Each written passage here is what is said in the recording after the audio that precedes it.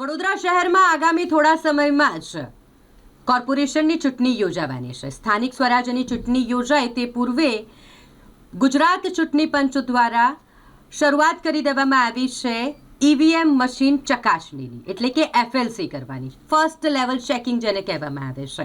ચૂંટણીની તારીખ જાહેર થાય તે પૂર્વે ચૂંટણી પંચ દ્વારા એફએલસી કરવામાં આવતું હોય છે, ફર્સ્ટ લેવલ ચેકિંગ કરવામાં આવતું હોય છે, જેમાં ઈવીએમ મશીન ચકાસવામાં આવે છે।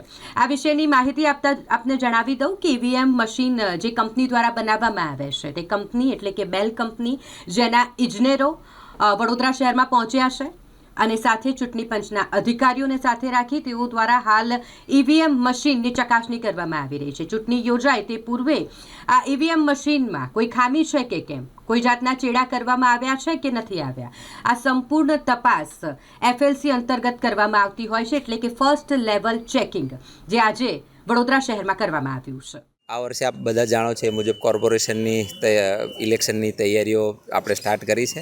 ગુજરાત જે ચૂંટણી પંચ છે એના એ મુજબ આપણી જે ઈવીએમ બનાવનારી જે કંપની છે બેલ, એ કંપનીના એન્જિનિયરો દ્વારા ફર્સ્ટ લેવલ ચેકિંગ એફએલસી એ આપણે આગામી મહાનગરપાલિકાની ચૂંટણીના ને ધ્યાનમાં રાખી અને ફર્સ્ટ લેવલ ચેકિંગ આજથી કોર્પોરેશનના એમાં શરૂ કરેલ છે।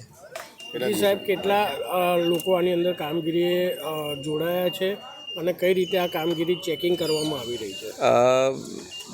ઈવીએમ બનાવનાર જે કંપની છે બેલ, એમના તરફથી 10 એન્જિનિયરો આપણને ગુજરાત ચૂંટણી પંચ તરફથી ફાળવવામાં આવેલ છે અને એની સાથે એમની મદદગારી માટે આપણો અહીંથી 30 થી 40 જેટલા લોકોનો સ્ટાફ આપણો અહીંયા સામેલ છે અને આગામી 4 દિવસ સુધી આ કામગીરી ચાલુ રહેશે।